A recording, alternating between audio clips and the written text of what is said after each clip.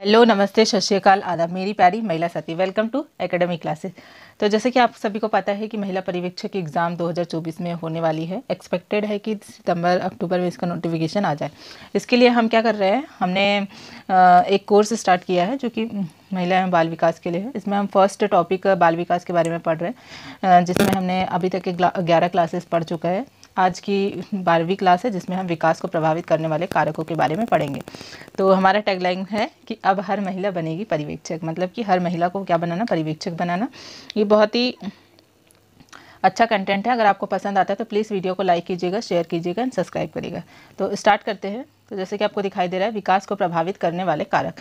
विकास को कौन कौन से कारक प्रभावित करते हैं, कैसे विकास किसकी वजह से विकास जो है, डेवलपमेंट जो है वो प्रभावित होता है, कौन से फैक्टर्स होते हैं, उनके बारे में हम डिस्कस करेंगे। तो फर्स्ट कारक की अगर मैं बात करूँ तो फर्स्ट कारक है वंशानुक्रम व जैविक कारक, है ना। तो पहला कारक क्या है, वंशानुक्रम और जैविक कारक, मतलब कि हेरिडिटी एंड बायोलॉजिकल फैक्टर।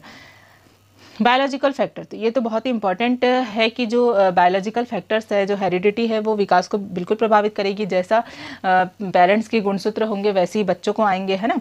तो जो वंशानुक्रम है, ये जो बिल्कुल मनुष्य के या फिर शिशु के कहे तो हम विकास को प्रभावित करता है। तो अब मैं बात करूं कि मनुष्य में कितने गुणसूत्र होते हैं, कितने क्रोमोसोम्स होते हैं। तो इसमें कितने क्रोमोसोम्स होते हैं, 46 क्रोमोसोम्स होते हैं।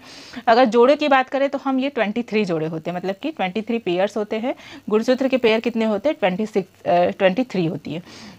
महिलाओं में कितने जोड़ी होते हैं, महिलाओं में 23 जोड़ी होते हैं, जो कि 22 प्लस x में डिवाइडेड होता है। एंड पुरुषों की अगर मैं बात करूँ तो पुरुषों में भी 22 जोड़े होते हैं गुणसूत्र के।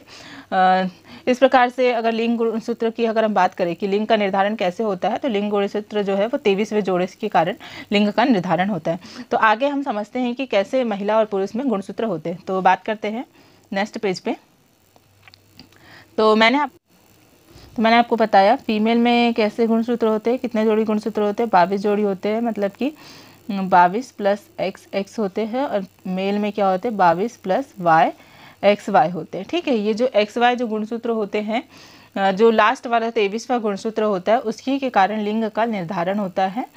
क्या होता है, लिंग का निर्धारण होता है। अगर x एंड xy के कारण ये लास्ट वाला जो गुणसूत्र होता है, इसी के कारण फीमेल होगी या मेल चाइल्ड होगा, इसमें क्या होता है, निर्धारण होता है, लिंग का निर्धारण होता है। तो आगे बात करते हैं। मानव कैसा इंसान है, मानव जो है एक बहुकोशिकीय प्राणी होता है, मतलब कि बहुत सारी कोशिकाओं से मिलकर बना होता है। अगर मैं यूनिसेल्युलर की बात करूँ तो जैसे अमीबा हो गया, पैरामीशियम हो गया, आप लोग ने 9th 10th में ये सारी चीज़ें पढ़े होंगे कि 2 प्रकार की कोशिकाएं होती है, एक बहुकोशिका और एक कोशिकीय, है ना। तो जिसमें मल्टी सेल्युलर, मतलब कि जिसमें बहुत सारी कोशिकाओं से जो मिलकर बना होता है। तो ह्यूमन और एनिमल्स जो है वो कौन से श्रेणी में आते हैं, मल्टी सेल्युलर में आते हैं। बाकी जो कुछ ऐसे जीव हैं जो कि यूनिसेल्युलर्स में आते हैं। तो अब कोशिका की हम बात करें, बहुकोशिका की अगर मैं बात करूं तो बहुकोशिकाओं के 2 प्रकार होते हैं। पहला होता है कायिकी कोशिका, सेकंड होता है जनन कोशिका, है ना। कायिकी कोशिका को इंग्लिश में हम सोमैटिक सेल्स कहते हैं एंड जनन क्रिया को जर्मेन सेल बोलते हैं, या फिर इसे रिप्रोडक्टिव सेल भी कहते हैं। मतलब नाम से स्पष्ट आपको समझ में आ रहा है कि ये रिप्रोडक्शन की सेल होगी। तो रिप्रोडक्शन सेल की अगर मैं बात करूँ तो ये सेल भी जो होती है 2 प्रकार की होती है। एक तो स्पर्म सेल होती है, एक दूसरी जो होती है वो एग सेल होती है। एग सेल फीमेल में होती है एंड जो मेल की जो सेल है उसे क्या बोलते हैं, स्पर्म सेल कहते हैं, जिसे शुक्र कोशिका या फिर शुक्राणु कोशिका भी कहा जाता है। एक सेल को हम अंड कोशिका भी कहते हैं। अब मैं बात करूं एनिमल्स में सेल किस प्रकार से होती है ना। एनिमल्स में सेल इस प्रकार से होती है, आपने साइंस में पढ़ा भी होगा। इस टाइप से कोशिका होती है जो कि मल्टी सेलुलर कोशिका होती है। इसमें एक बीच में झिल्ली होती है ना, झिल्ली होती है, जाल होती है, जिसे क्या बोलते हैं, क्रोमेटिन बोलते हैं। क्रोमेटिन से ही मिलके क्या बनता है, गुणसूत्र बनता है। और क्रोमेटिन ही क्या होता है, DNA भी होता है और जीन भी होता है। अगर मैं बात करूँ, आगे बात करते हैं। देखो जो जीन हैं, जीन से मिलके क्या बनते हैं, जीन से मिलके DNA बनते हैं, DNA से मिलके क्रोमेटिन बनता है और क्रोमेटिन से मिलके ही क्या बनता है, क्रोमेटिन से मिलके ही गुणसूत्र बनते हैं। मतलब ये इसका बड़ा बड़ा या फिर एक्सपांसन फॉर्म होता है। अगर आप ऐसा समझना चाहें तो आप ऐसा बोल सकते हैं कि जो क्रोमेटिन या फिर गुणसूत्र की सबसे छोटी इकाई क्या कहलाती है, जीन कहलाती है। और उसी का विस्तृत फॉर्म जैसे जैसे होते जाता है वो फिर जीन बनता है, जीन से डीएनए, डीएनए से क्रोमेटिन और क्रोमेटिन से गुणसूत्र का निर्माण कर लेते हैं। ये जो क्रोमेटिन होता है ये एक जाल टाइप का होता है जो कि 2.2 मीटर लंबी होती है ना। 2.2 मीटर लंबी श्रृंखला के फॉर्म में होती है, जैसे कि आपको यहाँ पे दिखाई दे रहा होगा, इस टाइप की एक श्रृंखला होती है। हम इसमें ज़्यादा डिटेल्स में बायो के बारे में डिस्कस नहीं करेंगे, आपको सिर्फ इतना जानना है कि लिंग का निर्धारण कैसे होता है। ठीक है, आपको यहाँ बायो नहीं पढ़ना है, हमको पूरी साइंस नहीं पढ़ना, रिप्रोडक्शन नहीं पढ़ना, जितना ज़रूरी है उतना पढ़ेंगे। तो ठीक है, मैं उतना ही पढ़ाऊँगी जितना आप लोगों के एग्ज़ाम पर्सपेक्टिव से इम्पोर्टेंट है। तो आगे बात करते हैं। आगे अगर मैं बात करूँ तो मानव शरीर के समस्त गुणों की जानकारी जीन के रूप में डीएनए गुणसूत्र में पाई जाती है। देखो, मनुष्य के शरीर की जितनी भी संपूर्ण जानकारी है वो कहाँ पे पाई जाती है, जीन के रूप में मनुष्य के शरीर में पाई जाती है। अगर हम एक इसके एग्जाम्पल की बात करते हैं, एग्जाम्पल लेके मैं आपको समझाती हूँ कि कैसे। देखो, ये एक कंप्यूटर है, कंप्यूटर है। कंप्यूटर में जितना भी इसकी जो भी चीज़ें इसमें डाटा डला हुआ है वो किस में होता है, मेमोरी में होता है। मेमोरी में होता है कि नहीं, मेमोरी में होता है। वैसे ही अगर हम कंप्यूटर की तुलना एक मनुष्य से करें तो मनुष्य की जितनी भी मेमोरी होती है वो किस में होती है, जीन्स में होती, जीन में होती है ना। मतलब जैसे जैसे पीढ़ी दर पीढ़ी जो जीन होते हैं वो एक के बाद दूसरे मनुष्य में जाते जाते हैं और उनमें क्या होते जाता है, सुधार आते जाता है। अब हम बात करते हैं कि आनुवांशिकता की सबसे छोटी इकाई क्या होती है, यूनिट ऑफ जेनेटिक। जेनेटिक की सबसे छोटी इकाई की अगर मैं बात करूँ, जेनेटिक की सबसे छोटी इकाई होती है जीन। और फादर ऑफ जेनेटिक की अगर मैं बात करूँ तो फादर ऑफ जेनेटिक है गैगर जीन मंडल, है ना। ये फादर ऑफ जेनेटिक इन्हें कहा जाता है। अब एक इम्पॉर्टेंट फैक्ट है जो कि आप लर्न कर लेंगे।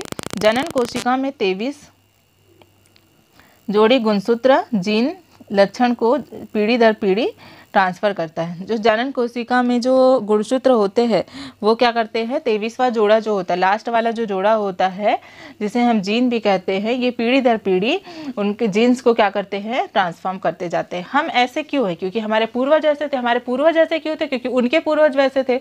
मतलब सुधार, उनमें क्या सुधार आते जा रहा है, मनुष्य में सुधार कंटिन्यूसली आते जा रहा है। आपने पहले देखा होगा कि आदि मानव होते थे। आदि मानव होते थे कि नहीं होते थे, आप लोग ने पढ़ा होगा बुक्स में कि पहले क्या होते थे, आदि मानव होते थे जिनकी कमर ऐसी टाइप की कुछ तो भी होती थी, वो झुक झुक के चलते थे। फिर वो थोड़े से बड़े हुए, मतलब फिर उनमें जैसे जैसे सुधार आने लगा। पहले वो जंगलों में निवास करते थे, जंगल में जो भी चीज़ उनको मिलती थी वो चीज़ खाते थे। फिर उनने आग का आविष्कार किया। उनको जैसे जैसे ज़रूरत पड़ती गई इंसान को, वैसे वैसे वो क्या करता गया, अपनी ज़रूरत के हिसाब से चीज़ों को खोजता गया और उसे अपने जीवन में उसने सुधार लाता गया। तो वैसे जीन में भी जैसे पहले के मनुष्य जो जैसे आदि मानव के जैसे दिखाई देते थे, तो उनके जब बच्चे हुए तो उनमें अपने आप को सुधार किया। तो ऐसी सुधार होते होते आज हम इस कंडीशंस में। लेकिन हम अगर अपने आप की बात करें तो हम उन आदि मानव के ही जीन हैं, है ना। वो भी हमारे कुछ करोड़ों साल पुराने क्या होंगे, पूर्वज कहलाएंगे। तो ये जो जीन्स हो रहे हैं ये क्या हो रहे हैं, हमारे ट्रांसफॉर्म होते जा रहे हैं। तो यहाँ आई होप कि यहाँ तक कि आपको समझ में आ रही होगी चीज़ें कि जीन क्या होते हैं।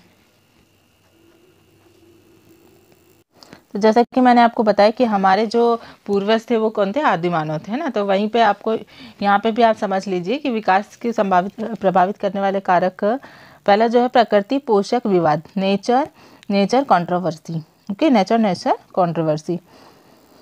तो प्रकृति पोषक विवाद में प्रकृति से आशय वंशानुक्रम व आनुवांशिकता से है, जो स्थिर कारक है जो पीढ़ी दर पीढ़ी माता पिता से संतान में जीन के रूप में प्राप्त होती है, तथा पोषक पालन से आशय मनुष्य के आसपास के जैविक व अजैविक वातावरण से है, जो कि गतिशील कारक है, तथा वंशानुक्रम के साथ अंतः क्रिया करने वाले मानव विकास से महत्वपूर्ण योगदान देता है। तो जैसा मैंने आपको अभी बताया कि जो जीन होते हैं, जो वंशानुक्रम होती है वो क्या होती है, पीढ़ी दर पीढ़ी एक के बाद एक बच्चों में और उस बच्चों के बाद में और उनके बच्चों में, मतलब ऐसे पीढ़ी दर पीढ़ी क्या होते जाता है, आगे बढ़ते जाते हैं।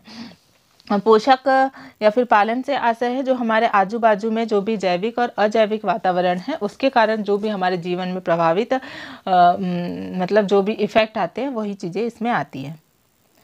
तो पहला अगर कारक की मैं बात करूं कि मानव विकास को प्रभावित करने वाले कारक कौन कौन से हैं, तो मानव विकास को प्रभावित करने वाला कारक यहाँ पे देख लीजिए, ध्यान दिया जाता है। इसमें प्रमुख 2 कारकों पर ध्यान दिया जाता है। प्रथम जन्मजात या फिर प्रकृतिदत्त प्रभाव तथा दूसरा जन्म के उपरांत प्रभावित करने वाला और बाह्य कारक, मतलब कि जो जन्म के साथ में आ रहा है वो वाला कारक है ना, मतलब जो प्रकृति के द्वारा हमने, जो भगवान के द्वारा हमने दिया गया है। और दूसरा जो है वो जन्म के बाद, जन्म होने के बाद में जो प्रकृति बाह्य कारक से, मतलब इन्वायरमेंट से जो चीज़ें हम ग्रहण कर रहे हैं, जो एक बच्चा ग्रहण करता है वो कारक की बात कर रहे हैं। व्यक्तित्व में भिन्नता प्रकृति जन्य कारकों तथा पर्यावरण के पोषण संबंधित कारकों में होती है। व्यक्ति में जो भिन्नता होती है वो कैसे होती है? प्रकृति जन्य कारकों के कारण होती है, प्रकृति में जो भी कारक होते हैं उसके कारण होती है। अब आगे अगर मैं बात करूँ तो जन्म से संबंधित बातों को वंशानुक्रम तथा समाज से संबंधित बातों के वातावरण कहते हैं। वातावरण किसे कहते हैं? जो कि जन्म से संबंधित होती है और वंशानुक्रम होती है। वंशानुक्रम और समाज से जो भी आती है वो चीज़ क्या कहलाती है? वातावरण कहलाती है। इसे प्रकृति तथा पोषण भी कहा जाता है। इसे क्या कहते हैं? प्रकृति या पोषण भी कहते हैं। अब मैं बात करूं कि वुडवर्थ के क्या कथन थे। वुडवर्थ के अगर कथन की मैं बात करूं तो वुडवर्थ ने कहा था एक पौधा का वंशक्रम उसके बीज में निहित होता है। एक पौधा का वंश जो होता है वो किस में निहित होता है? उसके बीज में निहित होता है। और उसके पोषण का दायित्व तो उसके वातावरण पे होता है। बिल्कुल सही, वुडवर्थ के जो कथन थे वो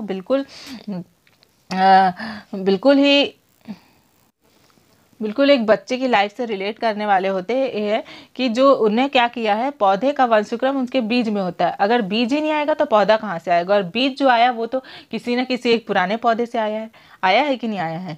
तो वही उन्होंने बोला है कि उसका वंशानुक्रम कहाँ होता है? बीज में होता है। उसके पोषण के दायित्व तो उसके वातावरण से होती है। बिल्कुल वातावरण से होती है। अगर उसको खाद नहीं मिलेगा, अगर उसको हवा नहीं मिलेगी, उसे पानी नहीं मिलेगा, उसे धूप नहीं मिलेगी, उसे छांव नहीं मिलेगी, तो क्या एक पौधा जीवित रह पाएगा? नहीं जीवित रह पाएगा। पौधे को सब चीज़ों की और इंसान को भी सब चीज़ की ज़रूरत होती है। वैसे ही वुडवर्थ के कथन थे।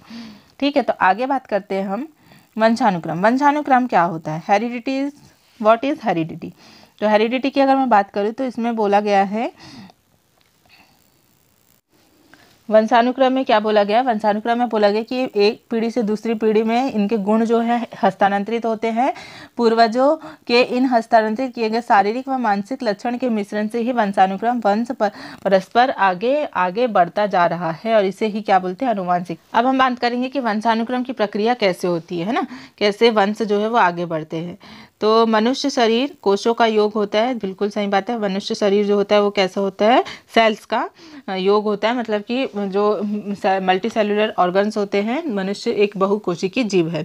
आरंभ में केवल एक कोश होता है। स्टार्टिंग में क्या होगा? एक कोश होगा, जिसके संयुक्त रूप से क्या बनता है? जायगोट बनता है। हमने आपको बताया है कि जो फीमेल एंड मेल के स्पर्म से सेल्स से जो फर्टिलाइजेशन होता है उसके कारण क्या बनता है? जायगोट बनता है। और जायगोट जो होते हैं, जायगोट के कारण ही आगे जो जायगोट का निर्माण होता है। यह कोश 2, 4, 6, 8 के क्रम में बढ़ता चले जाता है। और स्त्री और पुरुष में 23 गुण सूत्र होते हैं, जो कि मैंने आपको भी बताया। और जो 23वां गुणसूत्र होता है वो क्या करता है? संयुक्त कोश होता है। ये प्रत्येक गुणसूत्र में 40 से 100 तक के जीन्स होते हैं। मतलब कि प्रत्येक गुणसूत्र में कितने होते हैं जीन्स? 40 से 50 तक के होते हैं। प्रत्येक जीन एक गुण या विशेषता निर्धारित करता है। प्रत्येक गुण क्या करता है? एक विशेषता या फिर गुण निर्धारित करता है। मतलब कि जो 40 गुण है वो किससे आ गए? आपको अपने माता पिता से आ गए। इसीलिए जीन को वंशानुक्रम निर्धारण भी कहते हैं। इसीलिए जीन को क्या बोलते हैं?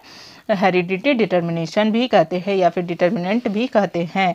तो आपको समझ में यहाँ पे आ गया होगा कि कैसे जो है एक सेल से मल्टीपल सेल्स बन जाती है, और मल्टीपल सेल से क्या बन जाता है? एक बॉडी का निर्माण हो जाता है। और जो गुणसूत्र होते हैं उन्हीं से हमको हमारे जो जीन है वो हमें, और एक गुण जो है वो हमें प्राप्त होते हैं। तो ये थी हमारी आज की क्लास, जिसमें हमने विकास को प्रभावित करने वाले पहले कारक के बारे में पढ़ा। बच्चों का जो विकास होता है उसको कौन कौन से फैक्टर्स प्रभावित करते हैं, ये सारी चीज़ें हम इस क्लास में पढ़ने वाले हैं। पहला जो हमारा प्रभाव था, कारक था, वो था वंशानुक्रम व जैविक कारक। तो अगर आपको वीडियो पसंद आया हो तो प्लीज़ वीडियो को लाइक कीजिए। जहाँ कहीं भी डाउट्स होते हो या जो कुछ भी परेशानी हो तो आप कमेंट बॉक्स में मुझे कमेंट करके पूछ सकते हैं। ऐसे ही आपके पास में वीडियो लेक्चर्स आते रहेंगे। प्लीज़ चैनल को सब्सक्राइब कीजिए और ज़्यादा से ज़्यादा लोगों के पास में शेयर कीजिए। ओके, तो मिलते हैं नेक्स्ट वीडियो में, तब तक के लिए बाय बाय।